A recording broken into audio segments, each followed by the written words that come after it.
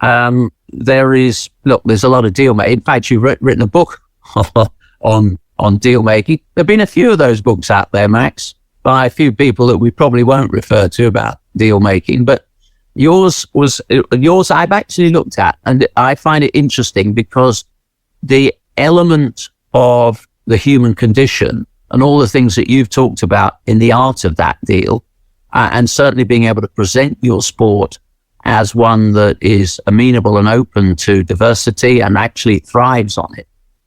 I'm hoping you're going to tell me, and this is one of those lessons for other sports, that it is a huge commercial asset to go to the marketing table with a diverse organization.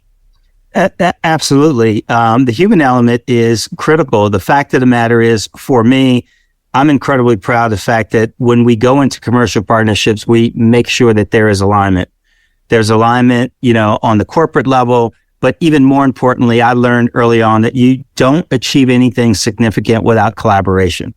And the minute that you understand that not only should your corporate objectives align, but there's a person on the other side of that deal that's taking a risk, that's advising their staff that they're investing in a project or in an initiative, and you really understand what it takes to make them successful, I have found that people are more inclined to reciprocate and invest in what it is that you're trying to achieve as well. So while, the objective is clear for me when I go into a discussion, I don't lead with what is in it for me. I really try to figure out what's in it for both of us. And I think the only way to sustain, long-term success and to have a relationship that lasts through the test of time is as mutually beneficial. And frankly, we got to see that during COVID. We did not have one sponsor that reduced us or left the organization through COVID. And most of them even understood that their investment, we had athletes on Zoom calls that would personally thank our sponsors for their ability to pay their rent and train during COVID. And I think that it resonated with a lot of our sponsors where they understood it wasn't just a transaction, but the fact of the matter was their investment had an impact on the lives of our organization, our staff, our athletes, and the like. Well, your book was aptly named Know What Makes Them Tick. Is that the art of the negotiation? I believe it's at the heart of it. And depending on who you're negotiating with and what you're negotiating for, you can set your strategy that's both, some of the science and some of the art. But the reality of the situation is, at the end of the day, I think it truly is understanding with the person that you want to do business with, what success looks like for them and how you can contribute to that success, consistent with the mission of your own organization. Do you think it's also important for those brands that do come into your organization to be able to see that that money is actually being wisely invested, and in a way they're also investing in that community? Then the old-fashioned concept of names, eyeballs on a t-shirt with a brand or a logo is, in my view, is, if it ever worked, was a pretty old-fashioned nostrum.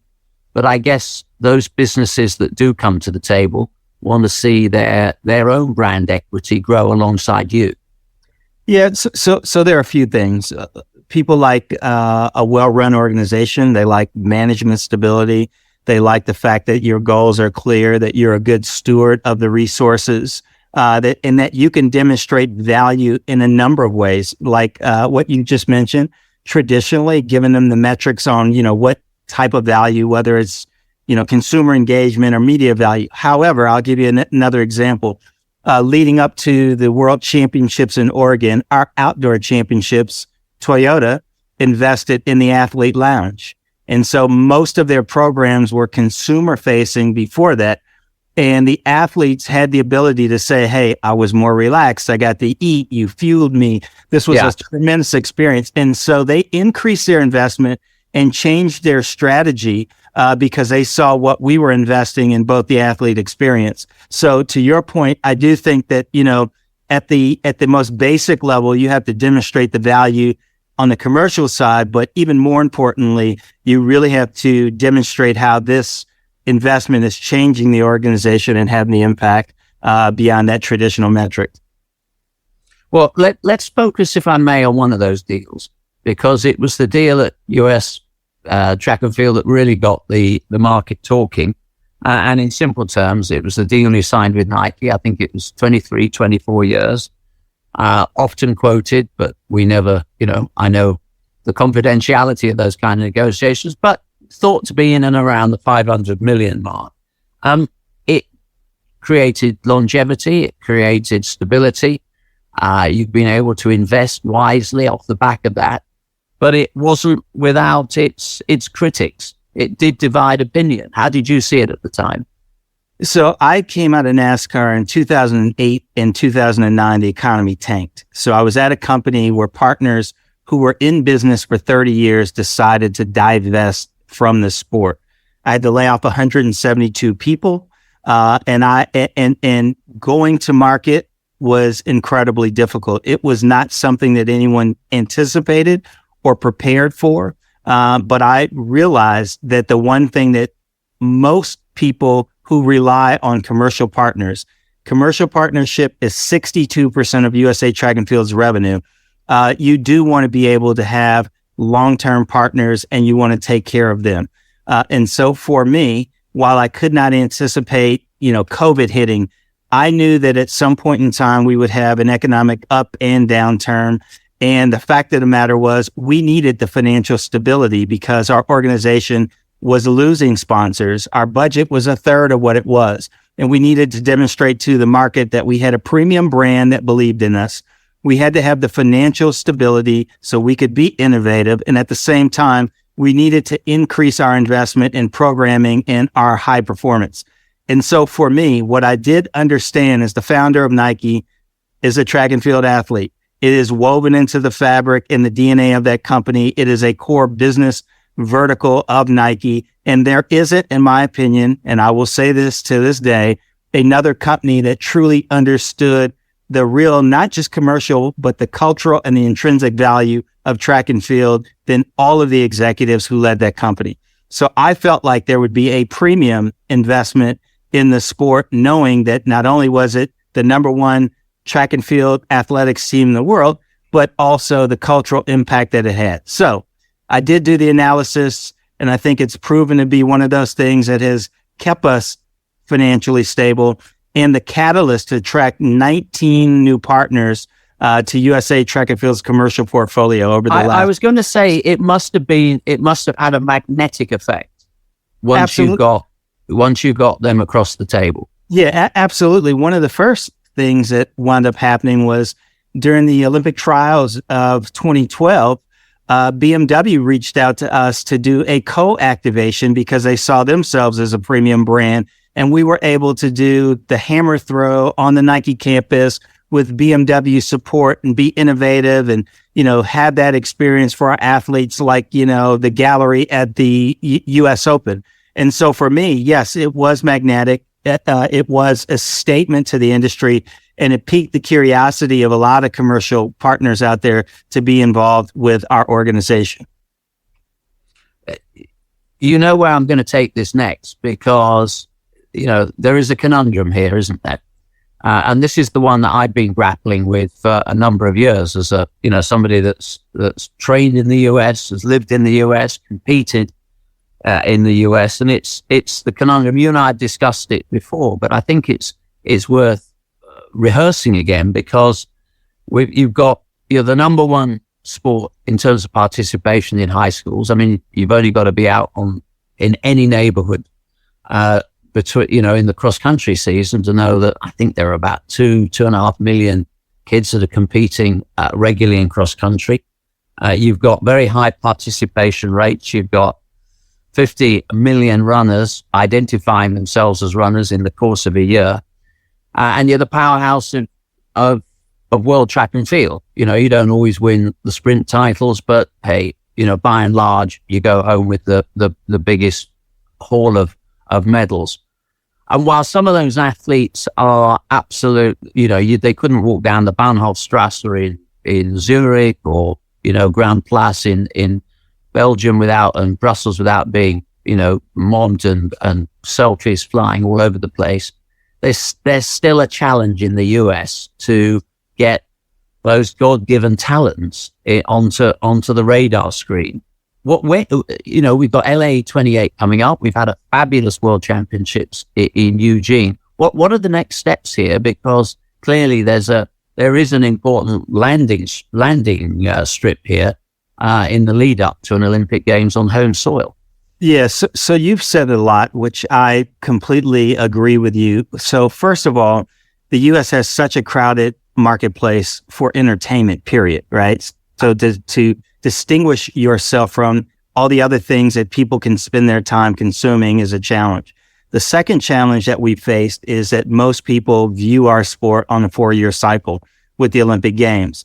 So for me, and then the third thing that you referenced that really I've focused on a lot over the last 12 months is how do we connect our brand and our sport to those who identify themselves as runners who may not connect with our organization in the sport. So for me, there are a few things that we're doing. Globally, we've done a nice job as a sport, but we're focusing on a domestic, sustainable circuit, which is the organizing principle around which athletes from around the world can compete consistently and regularly in the U.S. It can be on television and through all distribution platforms with regularity, with predictability. It is a long-term investment in markets where different cities can invest in an infrastructure from a facility standpoint to support it. And the model has fan engagement. It has youth integration, masters exhibitions, and coaches clinics. So this May in Los Angeles on the 27th, we are experimenting and we're testing the pilot with our LA Grand Prix. The success of that meet will be replicated in 4 or 5 markets. I have been successful in upselling some of our existing partners and getting the interest of other partners to be anchor sponsors. And we back to your musical roots as well, I understand. And there's a music festival. Absolutely. There are so many things integrated in it to make that experience one that is really memorable and actually reflects the community engagement and cultural impact that the sport has. And as you've said, it's an extremely accessible sport. And I'm hard pressed to go anywhere where I always find someone that has a track and field story, whether they ran in track and field, a family member, a child. And so for me, it just really, it really shows us the opportunity that we have. Now, the last thing I'll say is it's interesting because the World Championships in my 11 years on this job has really piqued the interest of people who have never asked me about the sport. And having the Olympics in LA 2028 gives us a few years to really ramp it up, and continue to work collaboratively with World Athletics, and everyone else to reposition the sport here. So it is about telling the stories. It's about content creation. And frankly, outside of competition, we're getting very aggressive in lifestyle content that puts our athletes front and center in front of an audience. Because as you mentioned earlier in the interview, many of them have such fascinating journeys and stories to tell. So we're excited about that as well. Well, look, I'm going to be there in LA at this event, so I'm hoping you can then include a little bit of jazz in there, Max. But I'm not too tightly prescriptive.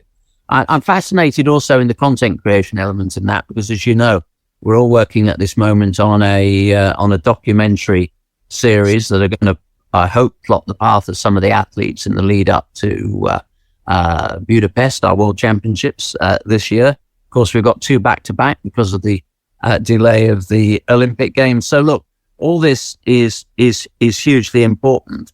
But look, I think it's fair to say it's not been entirely all plain sailing, because along with the Herculean achievements around the commercial programs, that has attracted some flack. I know there was 2016.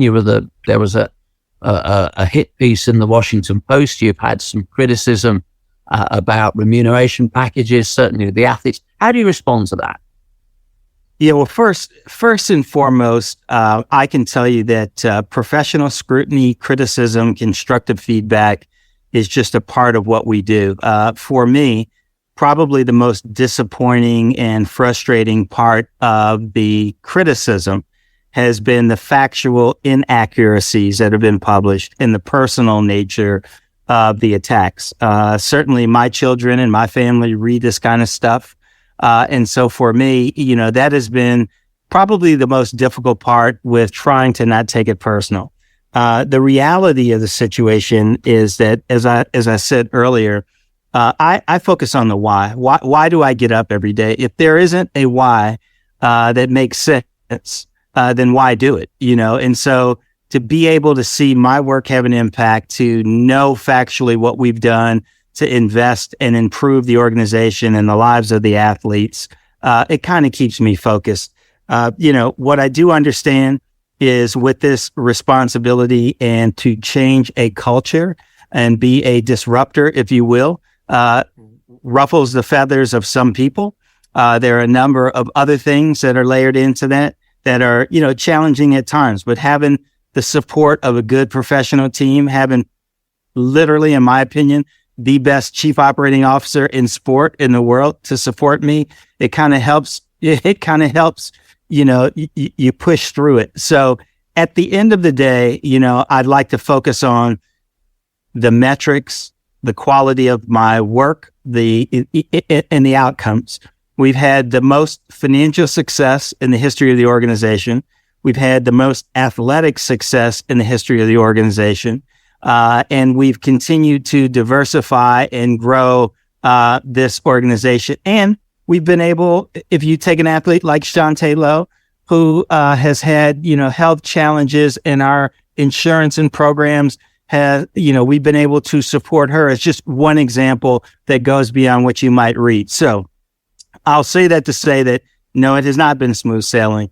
And at the end of the day, to keep my own sanity and to continue to push forward in a positive way, I focus on a lot of the qualitative and quantitative metrics that are objective in nature to gauge whether or not I'm making a difference. And, and then I just have to accept the fact that some of it comes with the territory.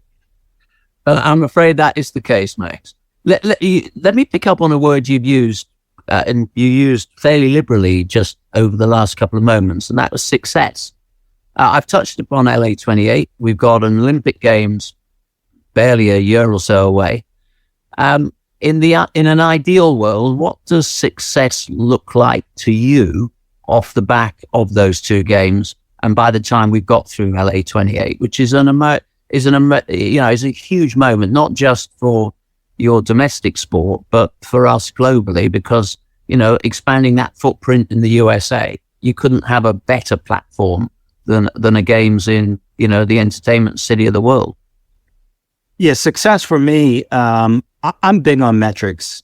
And so, it's great to talk philosophically about the improved relationships in the country and health. But for me, I think, our big goal with World Athletics to have our sport positioned in the top 5 from an objectively measured standpoint is important.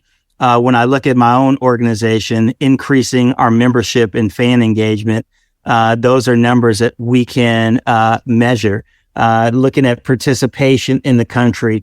But, what I do hope that we can do is, again, have a commercially sustainable circuit and have a number of vehicles to tell the stories of our athletes, and then be able to build the brands of our athletes. And so, on the participation side, the fan engagement side, the membership side for me, tripling our membership has been a goal of mine with USA Track and Field, increasing our fan engagement numbers twofold. It is success. And really, like I said, being into the 5th or 6th year of a sustainable commercial circuit where athletes from around the world can enjoy competing on U.S. soil and earning money from it, it contributes to success for me. So, Max, here I declare an interest because, of course, we have an athlete management division at CSM, the organization that I chair. And it would be remiss of me not to reflect on your time as a sports agent, because there are lots of people out there listening to this podcast who'd be as equally fascinated in that as anything else we've talked about. And particularly during a period where you represented NFL stalwart Reggie White and the big hitting MLB great Tony Gwynn. What are some of the characteristics of the best sports agents that you have come across?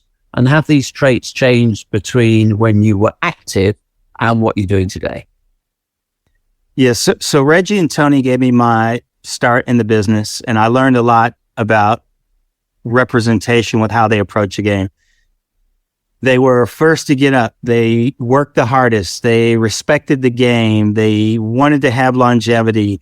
They wanted to improve it. They were mentors. And so for me, what I find, first of all, being a sports agent is incredibly difficult. Much like being the CEO of USA Track and Field, there are a lot of different stakeholders. Surely not that difficult, mate. No, yeah, there are a lot of different stakeholders in an athlete's life. And so for me, first and foremost, protecting the athlete's ability to perform and maximizing their earnings is critically important. Being there to counsel and lead them so they do both financial planning and have an eye toward professional development beyond sport is really important. And, having the support and a representative that helps them build their brand, not just for commercial endorsements, but for networking and professional opportunities beyond the sport is important. But most importantly, you got to have a skill. You got to be able to add value to your client's life on and off the field. And so for me, you have a lot of contracts that are much more valuable these days than they were before. And so I think there is a huge importance of having a professional team that can help the athlete preserve the money that they have, invest in things where they make a difference and set them up for life after sport. And as you know, as an athlete yourself, having a conversation with an active athlete about life after sports is not a really, really popular or easy thing to do. But I think that those agencies that really think short and long term are the ones that win, and they continue to have their clients in their portfolio for many, many years. I could go on chatting for hours. You don't have the time because you've already explained exactly what you're doing. But if I may, just a broad question to end on. You are one of the world's leading sports administrators. I'm sure, like all of us, you spend a lot of time trying to figure out and anticipating opportunities and challenges. So I know you'll have a few ideas here to share. And I'm fascinated in what you think are the biggest challenges, maybe some of the biggest opportunities that are out there currently, threats as well. We have to accept that. This is a complicated landscape, politically, socially, culturally at the moment, faced by rights holders, brands, and athletes. And if you sort of can pose those for a few moments, I'm fascinated in where you think, that the marketplace is going to be in I hate talking long term. I always prefer actually to focus on shorter term stuff because strategic plans are great, but you end up changing course so often through force majeure. I'm fascinated in where you see the market in the next 2 or 3 years. Yeah, short term, I think there are tremendous opportunities even within our sport for commercial partnerships on what I would consider a micro local level. With all the distribution channels, with social media, with the consumption, with the way people are looking at brands, right now. My oldest son played football at Notre Dame. He came up through the junior football system. My daughter plays volleyball at Howard. She came up through, youth volleyball. And to see the passionate fan base and the numbers of people who are engaged in the sport, I think there are tremendous opportunities, not just nationally, but locally and on a grassroots level for meaningful partnerships commercially and programming. I think the threat, but is also an opportunity, is if we globally can speak with one voice and we can globally work together, use the power of the athlete's voice and their brand, and we can harness that energy and focus and approach our partners and our fans in a way that invites them into the experience and lets them know that we're going to be great partners and add value. That is an opportunity, but it is also a threat, with social media, with the public criticism of our sport, of our brands and those kind of things. It in my opinion, it would cause someone who otherwise might invest in our organization to pause and ask whether they want their brand associated with ours. So that, and then the last thing is that I think that we have to be able to demonstrate to our young people that having a career, whether as an athlete or an administrator in our sport, is a viable opportunity to be able to take care of your family, exist and match your passion with your skill. So I think we got to do a much better job at building the financial infrastructure globally, and then really promoting the tremendous opportunities to work and be engaged in our sport.